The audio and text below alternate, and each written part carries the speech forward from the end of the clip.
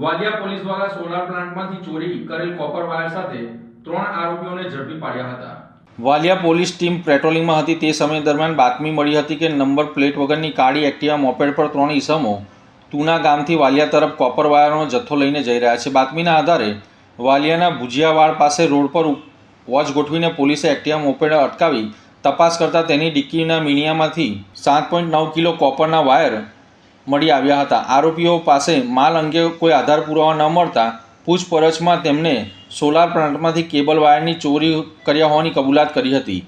પોલીસે આ ગુનામાં આકાશ પ્રકાશ વસાવા, અમિત મંગા વસાવા, નિમેશ કનૈયાલાલ વસાવાની કોપર વાયર 7.9 કિલોગ્રામ સહિત ₹5.530 પોલીસે આ ગુનામાં આકાશ પ્રકાશ વસાવા, અમિત મંગા વસાવા, નિમેશ કનૈયાલાલ વસાવાનો કોપર વાયર વજન 7.9 કિલોગ્રામ જેની કિંમત 5,530 અને નંબર પ્લેટ વગરની એક્ટિવા મોપેડની કિંમત 1,20,000 મળી કુલ 1,25,530નો મુદ્દામાલ કબજે કરી વધુ તપાસ હાથ ધરી છે।